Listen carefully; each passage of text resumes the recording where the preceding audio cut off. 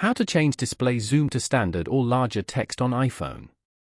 To get started, first of all go ahead and open up the Settings application on your phone.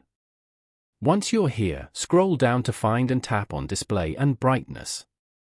This section allows you to adjust your screen's appearance, including brightness, color temperature, and text size, to suit your viewing preferences. Inside the Display and Brightness menu, scroll all the way down to the bottom.